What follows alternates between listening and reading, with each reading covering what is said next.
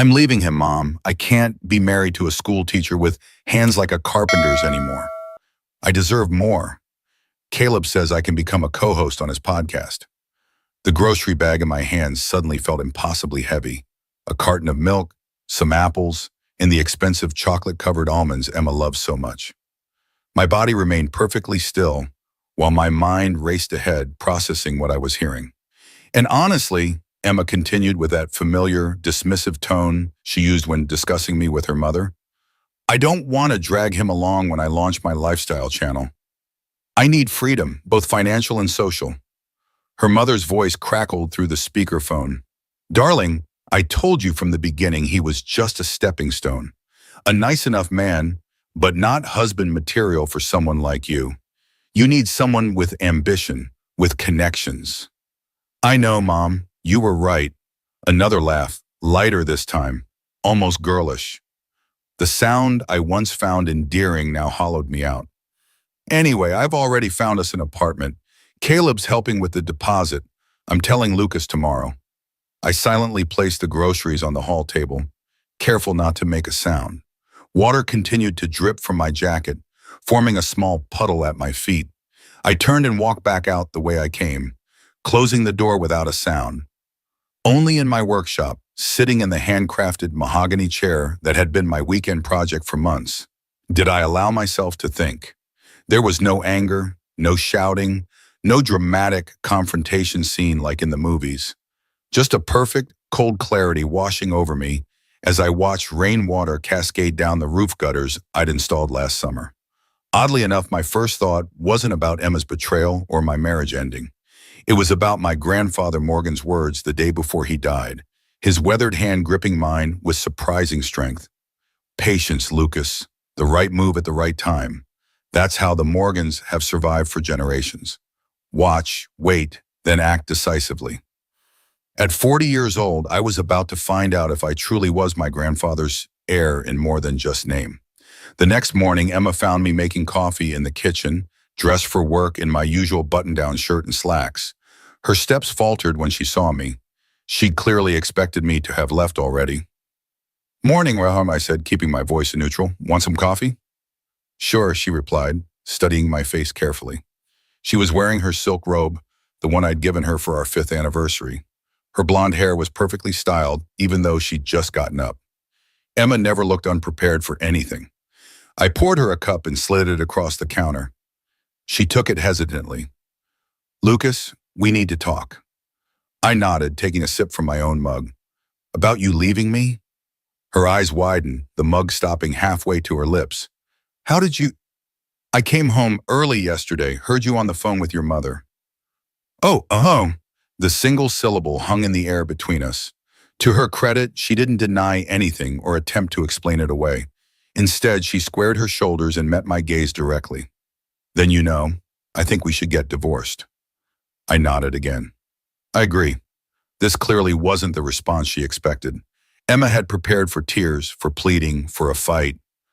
My calm acceptance threw her off balance. You agree? Yes, you're right. We want different things. There's no point dragging this out. She hesitated, then pressed on. I was thinking we could do this amicably. No need for a long court battle or anything messy. Absolutely, I said, my voice still steady. In fact, you can have everything. The house, the car, the dog, even your mother's dinnerware set you're so fond of. Her eyes narrowed slightly. Everything? Everything. I don't want any of it. Just my tools and personal belongings. A flash of triumph crossed her face before she caught herself and arranged her features into an expression of sympathetic concern. That's very generous of you, Lucas. Are you sure? I'm sure, I said, finishing my coffee and placing the mug in the sink. I'll move out this weekend. I can stay with my brother for a while. Emma nodded, relief evident in her posture. I think that's best. I've spoken with a lawyer. He can draw up the papers. If we're both agreeable, this could all be over within a month. Perfect, I said, grabbing my keys from the counter. Text me the details. I need to get to school. As I walked to the door, she called after me, Lucas, are you okay? I turned and gave her a small smile. I will be, Emma. We both will be. The look of confusion on her face as I closed the door behind me was the first genuinely satisfying moment I'd experienced in months. As I drove to Rochester East High School, the rain started again, a light drizzle that matched my mood. The school parking lot was half empty. I was earlier than usual. I sat in my car for a moment, watching raindrops trace patterns on the windshield, thinking about the surreal conversation I just had with my soon-to-be ex-wife. 8 years of marriage ended in less than 5 minutes over morning coffee. No tears, no screaming, just a calm exchange about logistics. It should have felt wrong somehow, tragic. Instead, I felt only relief, like putting down a heavy load I'd been carrying for too long. My classroom was empty and dark when I unlocked it. I flipped on the lights, revealing posters of historical figures and maps that covered every wall. My sanctuary, the one place where I felt completely in control, completely myself. The first students wouldn't arrive for another hour. I used the time to grade papers, losing myself in the familiar rhythm of reading, commenting, marking. By the time the first bell rang, I had almost forgotten about my disintegrating marriage. Almost. "Mr. Reed, are you okay?" The question came from Lily Chen, one of my most perceptive students, as the class filed in for first period. "I'm fine, Lily," I replied, mustering a genuine smile. "Just a little tired." "You look different today," she persisted, setting her books on her desk. "Like something's changed. Kids could be eerily intuitive sometimes." "Nothing important," I assured her. "Now, who can tell me about the significance of the Treaty of Versailles?" Teaching carried me through the day. In the classroom, I wasn't Lucas Reed, the soon-to-be divorced husband. I was Mr. Reed, history teacher, guide to the past, mentor to young minds. It was the role I'd chosen for myself, regardless of my family name or the fortune that might someday be mine. There was authenticity in it that Emma had never understood or respected. During my free period, I checked my phone to find 3 missed calls from Emma and a text message. "Brett Donovan's office, Thursday at 3. Please confirm you can make it." I replied with a simple "confirmed" and put the phone away. No point in dragging things out. Clean, quick, done. Brett Donovan was exactly the type of lawyer I expected Emma to hire. Expensive suit, aggressive handshake, and the kind of smile that never reached his eyes. We met at his downtown office, all glass and chrome, with a view of the Rochester skyline that was clearly designed to intimidate clients. "Mr. Reed," he began, sliding papers across his desk toward me. "These are fairly straightforward. As per your agreement with Mrs. Reed, you're relinquishing all claims to the marital home, vehicles, and joint accounts. You're also agreeing to waive any claim to alimony." I nodded, skimming the documents. "And Emma keeps her own retirement accounts? I keep mine?" "That's correct. Given your profession, I imagine hers is more substantial anyway." The condescension in his voice was almost comical. If he only knew. "Is there anything else?" I asked. Brett exchanged a glance with Emma, who was sitting primly in the chair beside me, her leg crossed at the ankle, designer purse clutched in her lap. "Well, there is the matter of future earnings," Brett said smoothly. "Mrs. Reed is on the verge of some exciting career opportunities that could significantly increase her income. We'd like assurance that you won't make claims against those earnings in the future." I fought back a smile. "Of course. Caleb's podcast must be quite promising." Emma stiffened beside me. Brett recovered quickly. "Among other opportunities, yes. So you agree?" "Absolutely. I want nothing from Emma's future endeavors. And I trust she wants nothing from mine." Brett nodded. "That's the idea. Clean break." I picked up the pen he'd placed before me and signed each document where indicated, taking my time, reading thoroughly. When I finished, I handed the stack back to Brett. "We'll file these with the court tomorrow," he said.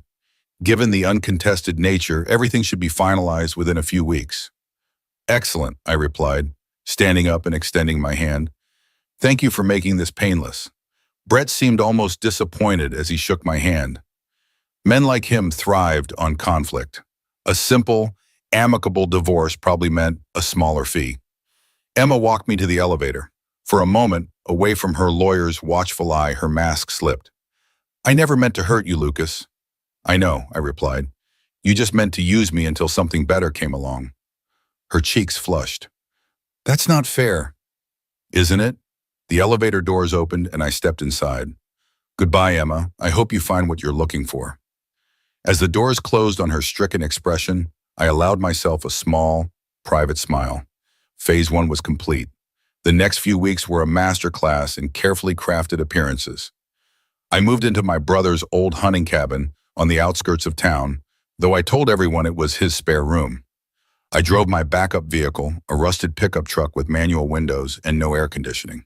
I wore my oldest clothes, let my beard grow, and generally gave the impression of a man who had lost everything and didn't much care.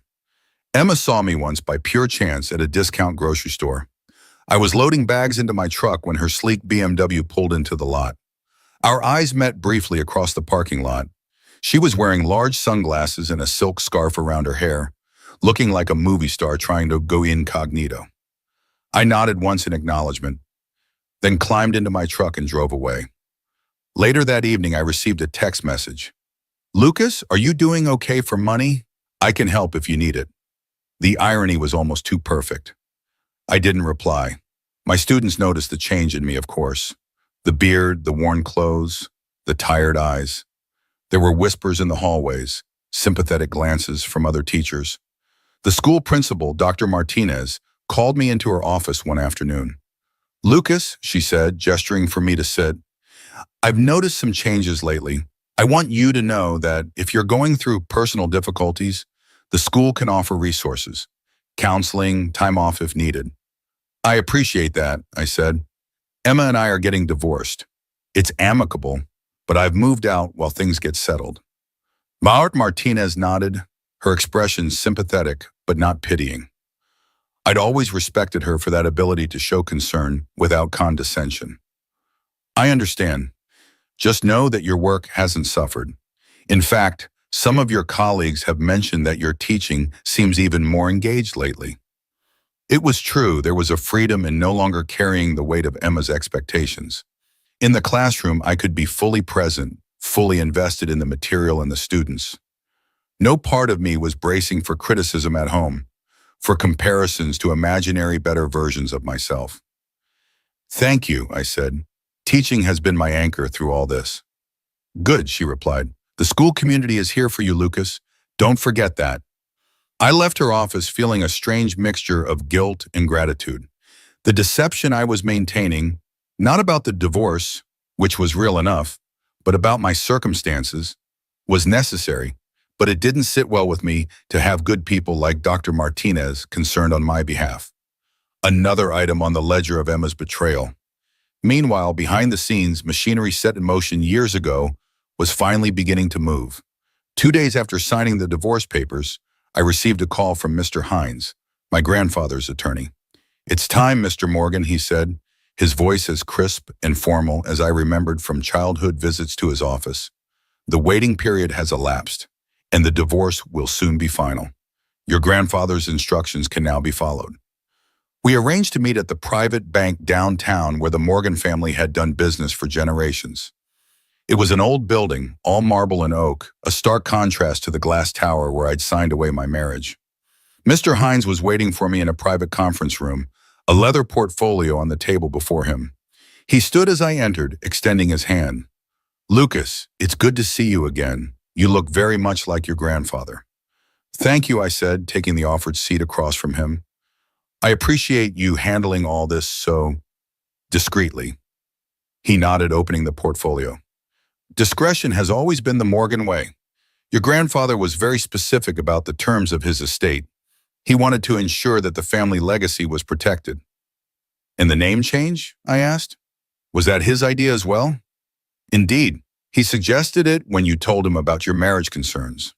A precautionary measure, he called it. Reverting to your mother's maiden name was a way to protect the assets until they could be properly secured. I thought back to that conversation 5 years ago. I'd been married to Emma for only a year, but already I'd noticed her growing dissatisfaction, her constant comparisons between our life and the glamorous existences she followed online. My grandfather had listened quietly, then suggested the name change as a family tradition.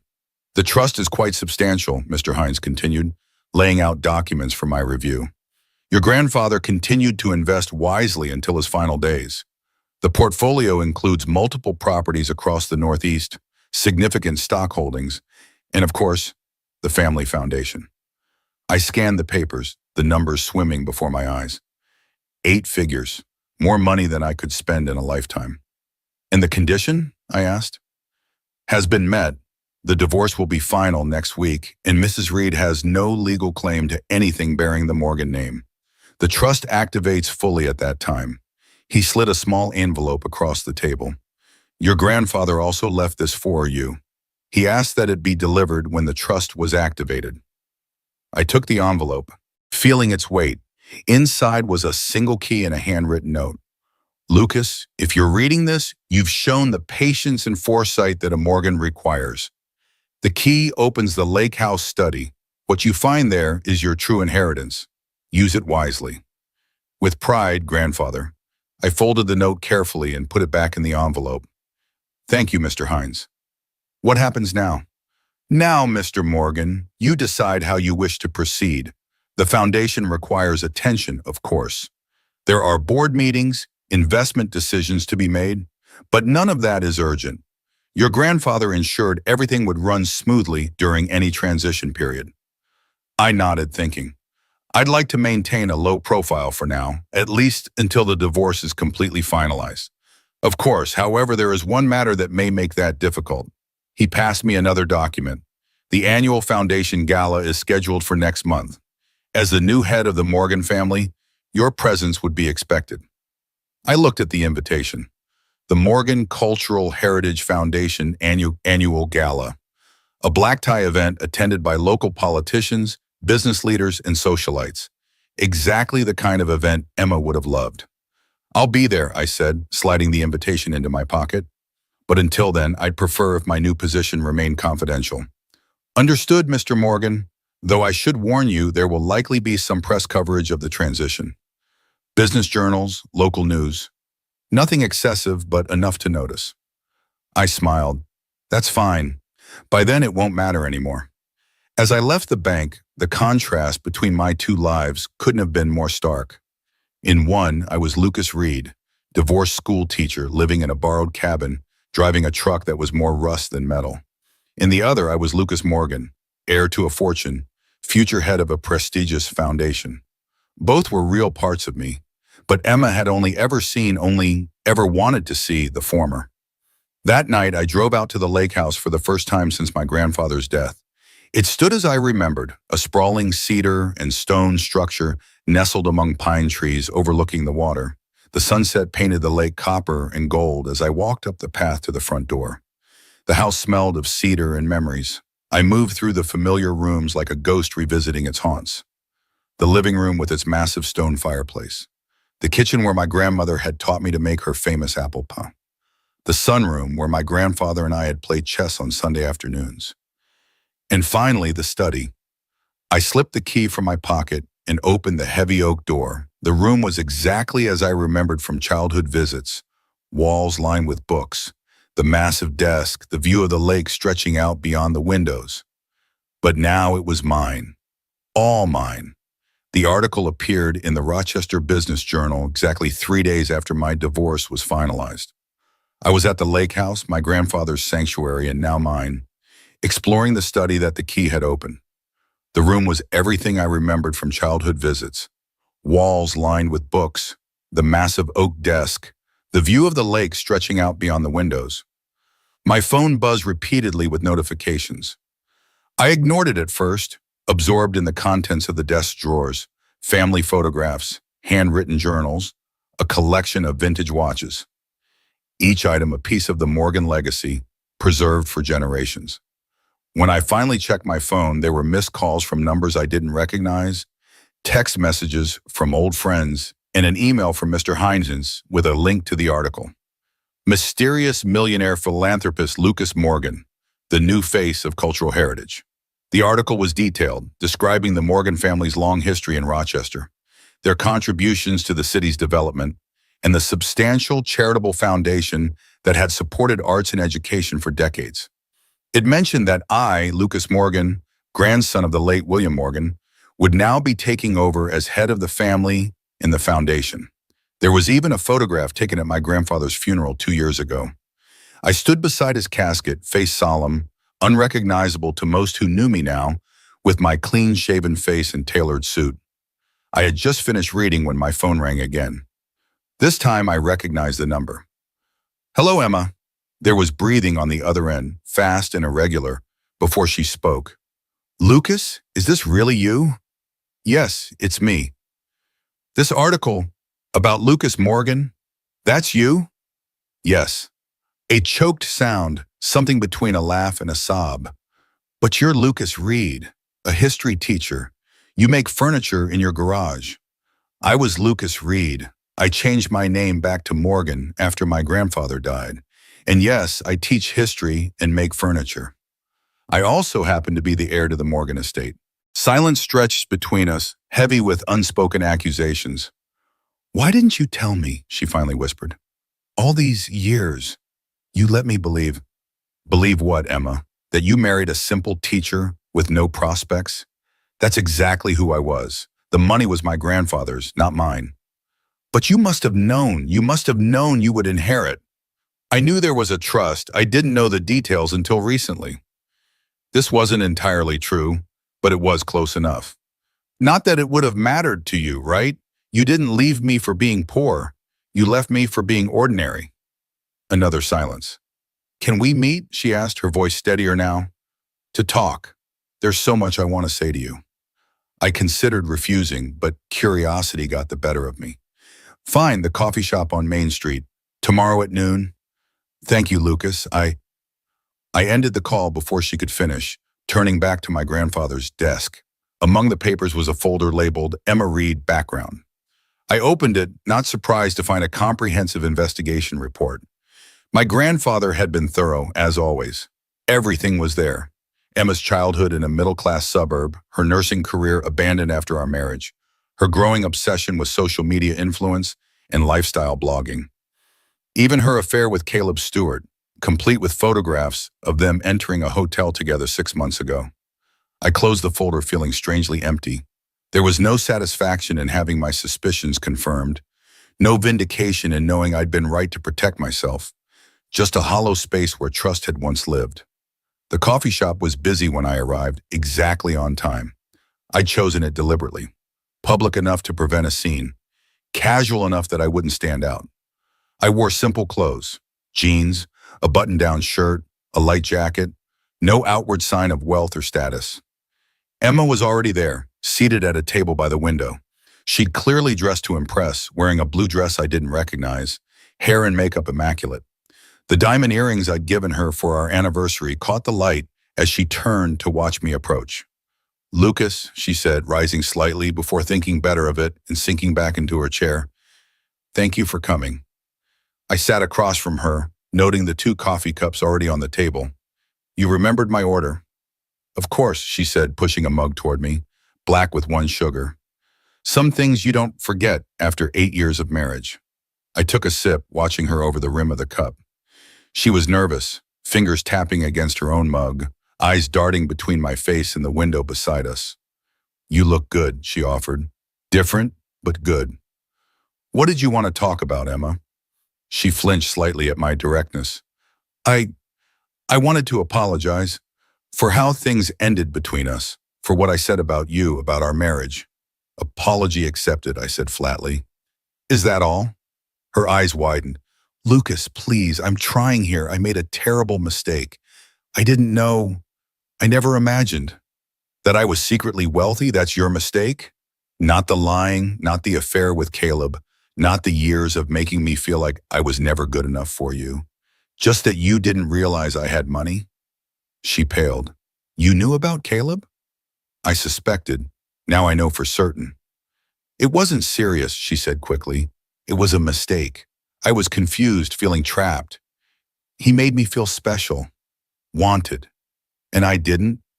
It wasn't the same. You were always so content with teaching, with your woodworking, with our simple life. I wanted more." And now, as her eyes met mine, suddenly direct. Now I realize what I threw away. Not the money, Lucas. You. Your steadiness, your kindness, the way you always supported me, even when I was chasing silly dreams. I took another sip of coffee, considering her words. There was a time when this conversation would have meant everything to me, when I would have given anything to hear Emma say she'd made a mistake, that she still loved me. Now I felt nothing but a distant sadness for what might have been. The divorce is final, Emma. We've both moved on. Have we? She asked, reaching across the table to touch my hand. I withdrew it before she could make contact. Lucas, we could start over, a fresh beginning. I know I hurt you, but we had something real once. We could have it again. I shook my head. No, Emma, we can't. What we had wasn't real. It was a fantasy, your fantasy of who you wanted to be, my fantasy of who I thought you were. Neither of us was being honest. That's not true, she insisted, leaning forward. I loved you. I still love you. Do you do, or do you love the idea of being Mrs. Morgan now, of having access to the lifestyle you always wanted? She recoiled as if I'd slapped her. That's not fair. Isn't it? 2 weeks ago, you couldn't wait to be rid of me. Nothing has changed except you found out I have money.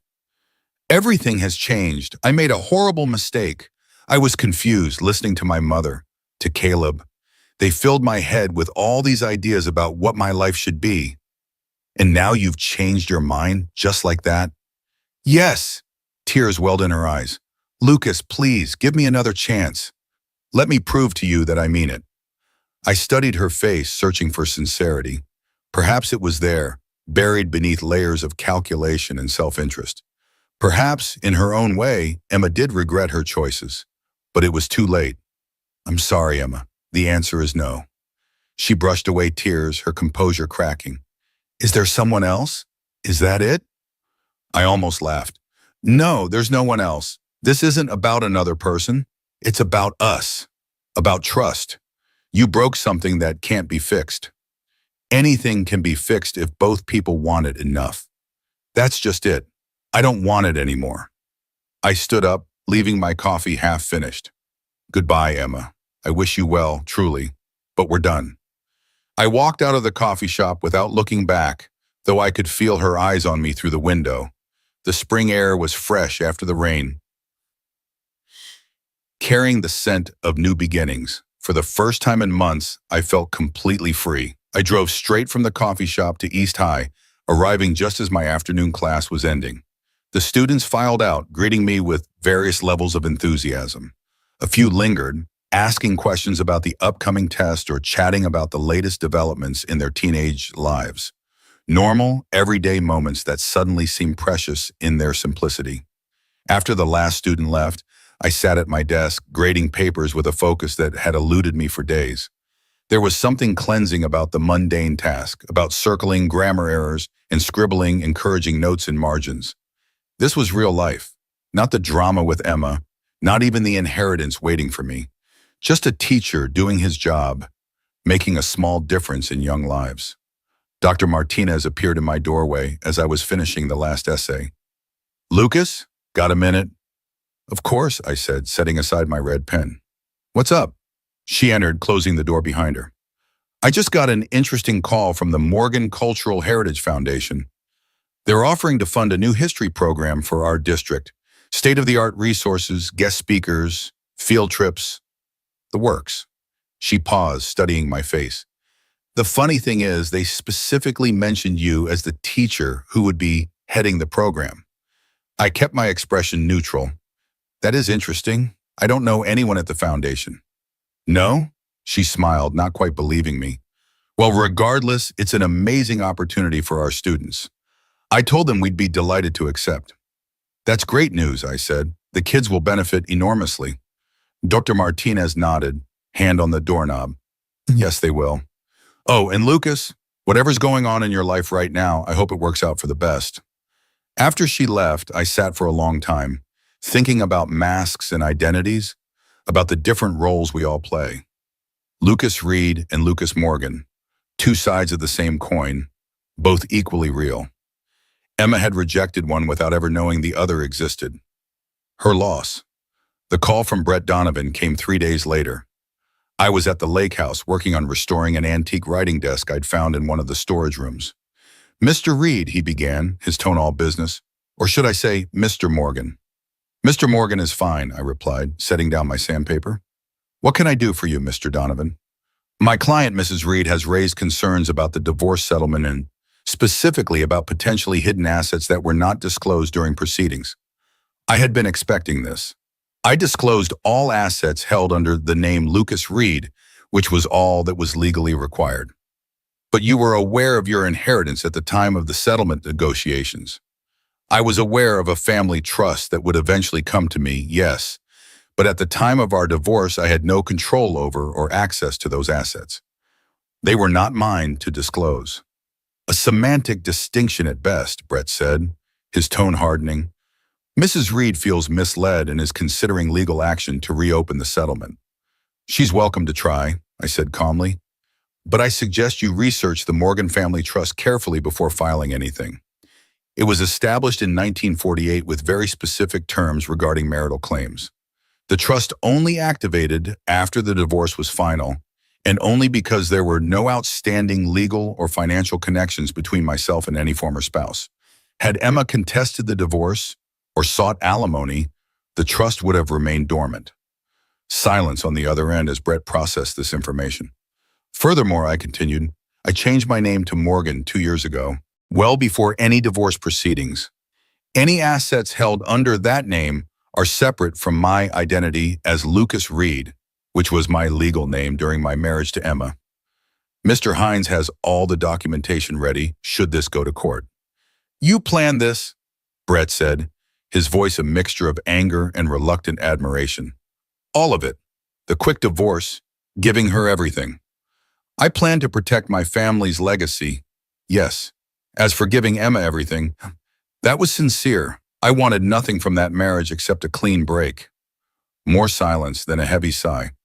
I'll discuss options with my client, but off the record, Mr. Morgan, this won't go anywhere. Your grandfather's lawyers were too thorough. They've had generations of practice, I replied. Good day, Mr. Donovan. I hung up and returned to my woodworking, finding peace in the rhythm of sandpaper against wood. Some things, once broken, could be restored with enough care and patience. Others, like trust, were far more difficult to repair. The next day I received a furious text from Emma. You lied to me all those years pretending to be someone you weren't. I'm going to fight this, Lucas. You owe me. I didn't respond. There was no point. Brett would explain the legal realities to her eventually, and she would have to accept that her grand plan had backfired spectacularly. I almost felt sorry for her, almost. Instead, I focused on preparations for the foundation gala. A new suit was ordered, invitations reviewed, speech drafted. Mr. Hines arranged meetings with key board members beforehand, ensuring I was properly introduced to the people who had managed my grandfather's legacy in his absence. They're impressed with your background and education, Mr. Hines told me that after one such meeting. Your grandfather always said you had a natural talent for teaching. They believe you'll bring a fresh perspective to the Foundation's educational initiatives. That's my hope, I replied. There's so much that could be done, especially in underserved districts. The day before the gala, I submitted my resignation to East High, effective at the end of the school year. Dr. Martinez accepted it with a knowing smile. I had a feeling this was coming, she said. The Morgan Foundation's new education director needs to focus on his expanded responsibilities. You knew? I asked, surprised. She laughed. Lucas, I've been in education for 30 years. I know how to do research. The timing of your divorce, the Foundation's sudden interest in our school, it wasn't hard to connect the dots. She patted my hand. Don't worry, your secret's safe with me. And I expect preferential treatment for East High in all future Foundation grants. I grinned. Absolutely guaranteed. It was a relief somehow to have someone know both sides of me and accept them equally. Perhaps that was what I'd always wanted from Emma, to be seen completely and loved anyway. Something she had never been capable of giving. The Morgan Foundation Gala was held at the Rochester Museum of Art, a building my great-grandfather had helped fund a century ago. I arrived early, wanting to familiarize myself with the space before guests began to arrive. Mr. Hines met me at the entrance, resplendent in a tuxedo that looked identical to the one I remembered him wearing at similar events decades ago. "Mr. Morgan," he said, bowing slightly, "everything is prepared. The board members are eager to meet you officially, though several remember you from your visits with your grandfather." "Thank you, Mr. Hines. I appreciate your guidance through all this." He nodded, a rare smile crossing his features. "It has been my honor to serve the Morgan family. Your grandfather would be proud of how you've handled yourself." We walked through the museum galleries, stopping occasionally to admire a painting or sculpture. Many bore small plaques acknowledging donations from the Morgan Foundation. My family's legacy, preserved in art and culture. "There will be a brief ceremony after dinner," Mr. Hines explained as we entered the main hall, where tables had been arranged around a central stage. "Just a few words to introduce you as the new head of the foundation. Nothing too formal." "I've prepared some remarks," I assured him. "Brief but appropriate." "Excellent. Here come the first guests." The evening passed in a blur of introductions and conversations. Board members, local politicians, business leaders, all eager to meet the newest Morgan to take the helm of the foundation. I played my part, shaking hands, making small talk, accepting congratulations with gracious nods. It was during the dinner, as I was engaged in conversation with the museum director, that I saw her. Emma standing near the entrance, wearing a black gown that shimmered under the chandeliers. She wasn't on the guest list I'd checked personally, which meant she had either talked her way in or come as someone's +1. Our eyes met across the room. She offered a tentative smile, which I did not return. Instead, I excused myself from my conversation and made my way toward her, threading through tables and guests with determined strides. "You shouldn't be here," I said when I reached her, keeping my voice low. "I needed to see you," she replied. "You haven't answered my calls or messages." "Because there's nothing left to say, Emma. Please leave. Not until you hear me out." Her hand caught my arm, her grip surprisingly strong. "Lucas, I made the biggest mistake of my life. I know that now. But everyone deserves a second chance." "Not everyone," I said, gently removing her hand. "Some mistakes can't be undone." "What about forgiveness? Isn't that what your grandfather taught you? What your precious family stands for with all this charity work?" I shook my head. "This isn't about forgiveness. It's about consequences. You made your choice, Emma. Now you have to live with it." Her expression hardened. "So that's it? You get to play the wounded husband, inherit millions, and leave me with nothing? After 8 years together? You got exactly what you asked for in the divorce. The house, the car, everything. What more do you want?" "I want you," she hissed, her composure cracking. "The man I married, the man I loved. That man doesn't exist anymore. Maybe he never did." She laughed, a brittle sound that drew glances from nearby guests. "So this is your revenge? Making me see what I gave up? Flaunting your new life in my face?" "No, Emma, this isn't about you at all. That's what you never understood. My life, my choices, they were never centered around you the way yours were around me." "Mr. Morgan?" A voice interrupted us. It was Mr. Hines. "They're ready for your speech." I nodded. "Thank you. I'll be right there." Turning back to Emma, I kept my voice gentle but firm. "Goodbye, Emma. Please don't contact me again." I walked away, not waiting for her response. As I took the stage and approached the podium, I caught sight of her slipping out a side door, her black dress vanishing into the darkness beyond. "Good evening," I began, surveying the assembled guests. "It is with profound gratitude and humility that I address you tonight as the new steward of the Morgan Foundation." The speech went well, judging by the applause that followed. I spoke of honoring my grandfather's legacy while bringing new energy and ideas to the foundation, of expanding educational programs, supporting local artists, preserving Rochester's cultural heritage. Simple, sincere words that seemed to resonate with the audience. Afterward, there were more handshakes, more congratulations. Several people mentioned they'd seen Emma leave and asked if everything was all right. I deflected politely, attributing her presence and abrupt departure to a misunderstanding. No need to air our dirty laundry in public. By midnight, the gala was winding down. Guests were departing in pairs and small groups, the servers beginning to clear tables. I found myself alone for a moment, standing by a large window overlooking the museum gardens. The night was clear, stars visible above the city lights. I felt strangely at peace. "She won't trouble you again," Mr. Hines said, appearing at my elbow with his uncanny timing. "I've arranged for security to be aware of her appearance. Should she attempt to contact you at the foundation or any official functions, she'll be politely but firmly escorted away." "Thank you," I said, though I doubt she'll try again. Emma has always known when to cut her losses. "Indeed." He paused, then added, "Your grandfather faced similar challenges after your grandmother's passing. There were those who sought his company primarily for the Morgan name and fortune. How did he handle it? With the same quiet dignity you've shown. He understood that true relationships, friendship, love, loyalty cannot be bought or sold. They must be earned through character and actions."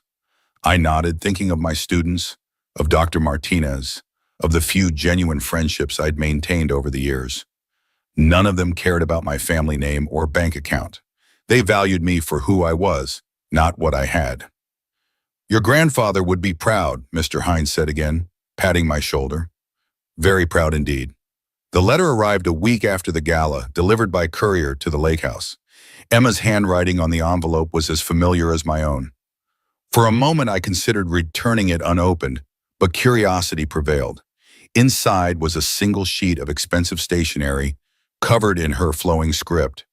"Lucas, I won't bother you again after this. I promise. But I needed to say some things that I couldn't express properly when we met. First, I am truly sorry, not just for leaving, but for how I treated you during our marriage. You deserve better. You deserve someone who appreciated your kindness, your patience, your integrity. All the qualities I was too blind to value until it was too late. Second, I want you to know that Caleb is gone.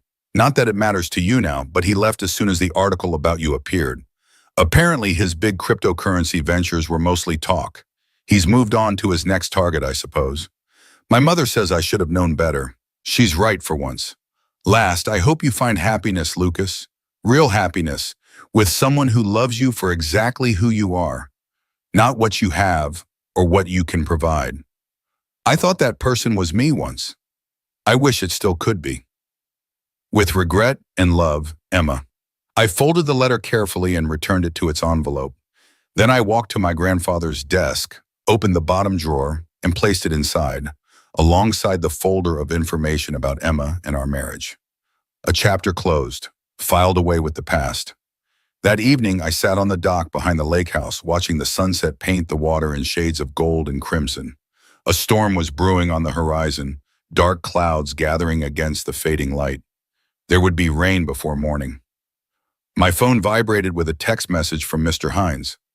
"Foundation Board approved your proposal for the new education initiative. Congratulations." I smiled, typing a quick thank you in response. The initiative would fund history programs in public schools across the county, providing resources for teachers like me who worked with limited budgets but unlimited passion. It was just the beginning of what I planned to do with the Morgan legacy.